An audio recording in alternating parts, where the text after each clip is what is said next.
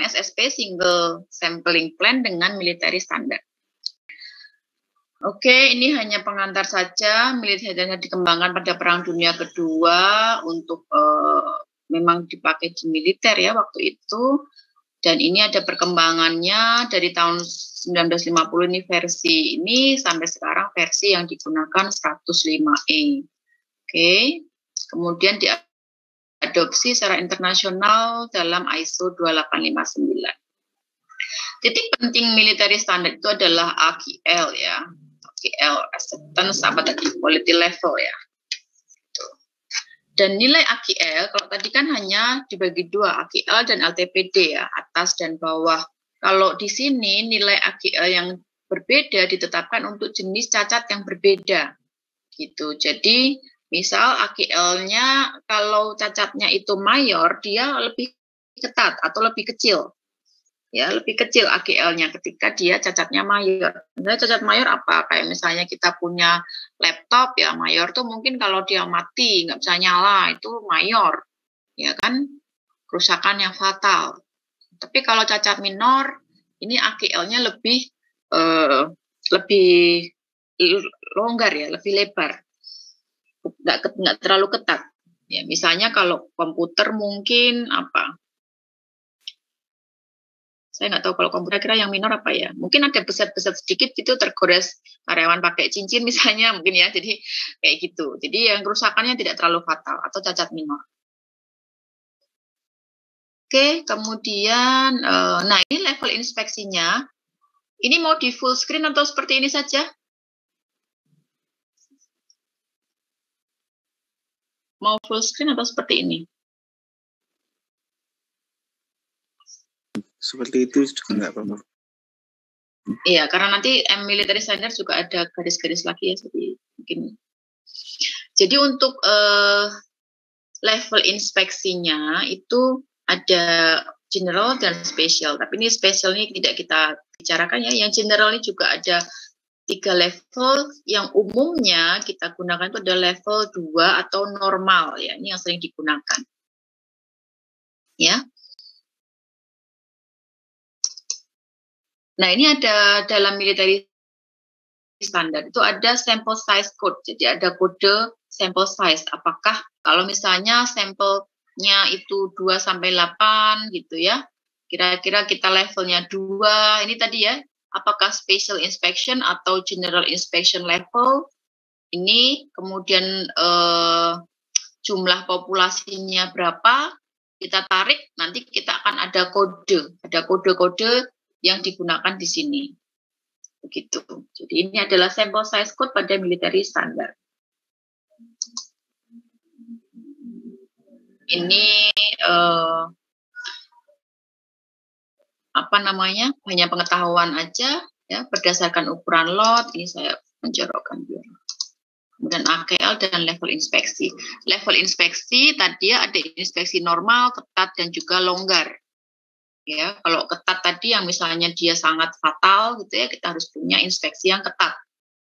Gitu. Ini contoh soalnya, jika diketahui jumlah lot produk telur misalnya, N adalah 2000 dan AQL-nya 0,5% dan ada di level 2, maka rancang single sampling plan untuk inspeksi normal, ketat, dan longgar. Ya, jadi ini 0,65 ini kan cukup ketat ya, major ya. Jadi dia kesalahan yang apa namanya cukup ketat. Kemudian atau dianggap ketat ya, ini karena di dalam soal jadi dianggap ketat kesalahannya. Nah, kemudian pertama yang kita lakukan dengan metode ini adalah kita cari kodenya dulu. Sample size code tadi diketahui N-nya adalah 2000, AQL-nya 0,65 ya, dan level 2. Jadi ini sekarang kita lihat dari sisi N-nya besar, yaitu lot atau batch size-nya 2000, berarti antara ini ya, di antara ini saya gimana aja, biar bisa ore-ore. Berarti 2000 itu antara ini N besarnya ya, ini N besar untuk populasi, Kemudian general inspection tadi dikatakan adalah level 2. Sehingga kita tarik garis keduanya dan kita dapatkan kodenya adalah K, huruf K. Gitu, ini untuk general inspection level dan juga ini batch size-nya. 2000, general levelnya 2. Kodenya K. Kalian bisa lihat di sini. Ini juga sudah saya share ke kalian ya, manfaatnya apa. Di sini AKL-nya tadi berapa AKL-nya? 0,65%, Bu. Oke, 0,65%. Skat aja. AKL-nya 0,65%. Terus kodenya tadi kodenya apa? K. Nah, kita sekarang mencari N dan titik accepted atau titik rejected. Titik accepted itu berarti apa? Titik accepted dan titik rejected ya. Jadi di sini kita lihat AKL-nya 0,65 di sini ya. Kemudian kodenya tadi K di sini. Nah, kita tarik garis. Seperti di sini. Gitu. Acceptance number, R itu rejection number. Gitu ya. Jadi kita akan menerima kalau dia masih kurang sama dengan 2. Kita akan menolak kalau dia lebih dari 3. Ya. Lebih sama dengan 3. Di sini N-nya 125. Dari mana? Dari sini. Ini sample size. Gitu. Jadi tadi 2000 kita ambil sample size-nya 125. Kita terima kalau kurang sama dengan 2 dan kita tolak kalau dia 3. Kalau udah 3 berarti kita tolak gitu. Sampai sini ada pertanyaan. Ini metode military standard cukup mudah sebenarnya ya, hanya mungkin perlu step by step-nya perlu kalian pahami. Paham? Ketik lagi. Biar saya tahu yang belum paham. Paham, Bu. Oke. Oke, gampang ya. Jadi kalian bisa bandingkan kan dengan metode yang tadi itu kan sample size-nya dan C-nya itu kan kira-kira ya. Kalau ini kan pakai kode dan sudah jelas C-nya berapa, N-nya berapa gitu ya. C ini bisa dibilang 2 ya berarti di sini karena dia accepted-nya. Sementara di sini N-nya adalah 125. Oke. Selanjutnya adalah kurva karakteristik operasi atau OC curve ya. Operation curve ya. Operation curve ini untuk melihat seberapa ketat prediksi sampling penerimaan kita. Ya.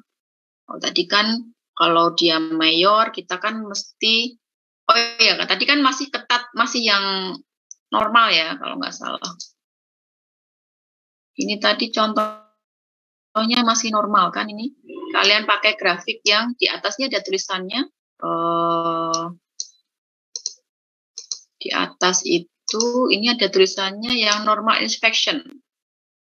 Ya, nah coba kalian hitung sendiri untuk yang longgar dan yang ketat inspection. Ya, yang inspeksi ketat dan inspeksi longgar. Tabelnya kan sudah saya share kemarin. Jadi kalian bisa hitung sendiri kira-kira di sini berapa sih kalau dia ketat dan juga longgar, inspeksi ketat dan inspeksi longgar. Ya. Untuk latihan soal. Untuk kalian berlatih di rumah. Oke.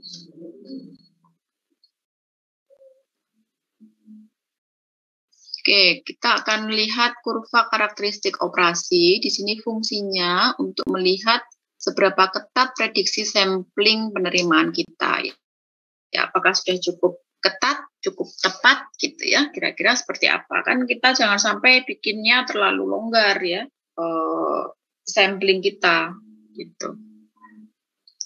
Kemudian menunjukkan probabilitas penerimaan lot untuk berbagai fraksi cacat. Ya, menunjukkan probabilitas penerimaan lot berbagai fraksi cacat. Jadi kan mungkin ada beberapa fraksi cacat, jadi kita tahu probabilitasnya. Kemudian berdasarkan rencana sampling dan tingkat kualitas lot, menunjukkan perbedaan kekuatan dari tiap-tiap rencana sampling. Kan kita bisa saja punya rencana sampling yang berbeda-beda. Misalnya kayak tadi kita punya rencana sampling yang kita buat berdasarkan pakai tadi gambar ya, monograf, atau kita pakai military standar yang ketat, yang longgar, yang normal. Nah, kita punya berbagai versi nih. Kita mau pakai apa gitu, atau kita bisa melihat kekuatan dari tiap-tiap rencana sampling itu seperti apa kita dengan melihat atau membandingkan dari kurva OC curve ini gitu. Itu beberapa manfaatnya.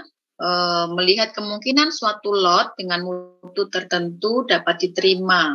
Kemudian melihat sensitivitas perencanaan sampling dalam mendekati perubahan kualitas lot. Kemudian melihat sampling plan mana yang sebaiknya digunakan bila ada pilihan. Ya. Itu beberapa manfaatnya. Ini contoh kasus single sampling plan. Misalkan memiliki pabrik furniture, dia menerima 1000 lembar triplek, berarti ini apa? 1000 lembar triplek ini apa? Notasinya apa?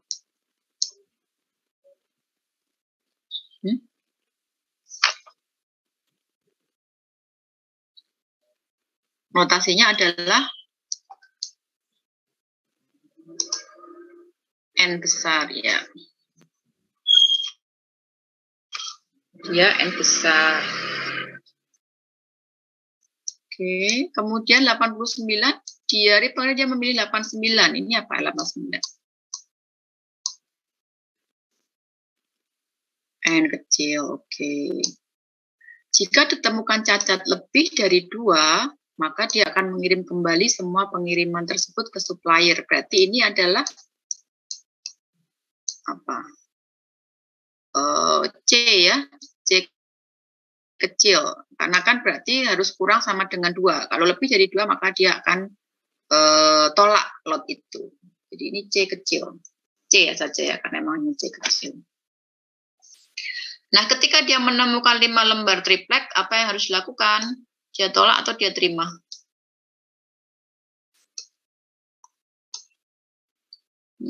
Tolak. Oke. Oke. Jadi dia tolak. Karena lebih dari 2. Kemudian jika supplier memiliki tingkat cacat 3%, berapa probabilitas penerimaannya? Kita lihat. Oke. Ini 5 dari lebih dari 2, maka akan ditolak ini ya. Ini gambarannya untuk kondisi tadi. Nah, ini di sini kita lihat ke OC curve-nya ya. Untuk N89 dan untuk C sama dengan 2. Ya, di sini probabilitas PA itu probabilitas penerimaan ya. Probabilitas penerimaan ketika kerusakannya itu kurang sama dengan 2 kan, D itu kan reject-nya ya. Dia akan diterima ketika D sama dengan 2. Ya kan, kalau lebih kan kita tolak tadi. Berarti probabilitas penerimaannya adalah D kurang sama dengan 2. Ini kita ke lambda untuk ke tabel distribusi Poisson. Ini diterima saja ya. Jadi kita menggunakan tabel distribusi Poisson itu kalau tidak salah dia sampelnya bisa sampai lebih dari 25. Ya, jadi kalau di atas 25 kita menggunakan tabel distribusi Poisson. Kita cari lambdanya itu adalah N kali P ya. N kali P itu ketemunya 2,67. N-nya tadi adalah 89 ya. P-nya adalah berapa P-nya tadi? P-nya itu 3%, berarti 0, berarti 89 kali 3%, ketemunya adalah 2,67. Kita lihat ke tabel distribusi Poisson yang sudah saya share juga. Di situ titiknya, oke saya inikan dulu. Sebentar, kita tabel distribusi Poisson. Saya stop share dulu. Tabel distribusi Poisson. Enggak ada. Mungkin dibuka sebentar.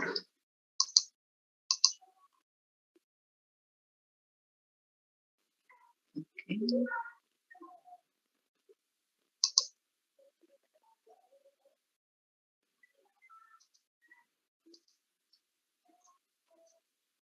Sudah kelihatan tabelnya? Atau kalian pegang tabelnya sendiri-sendiri?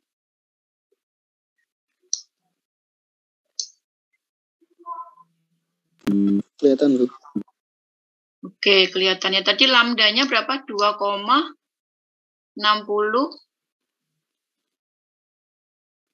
berapa? 2,67 ya.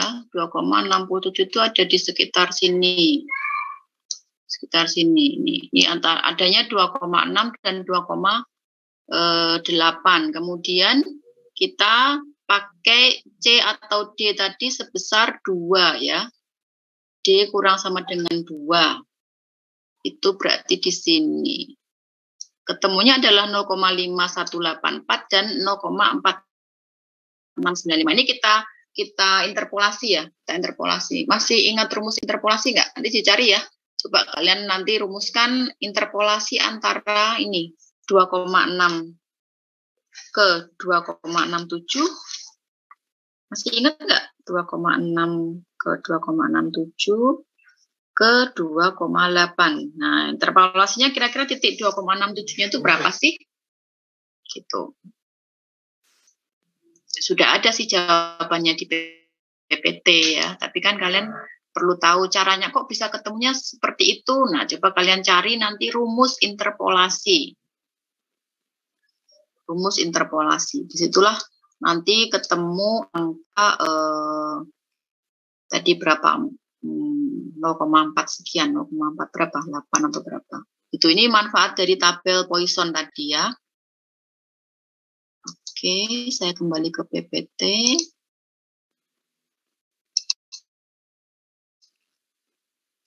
Oke.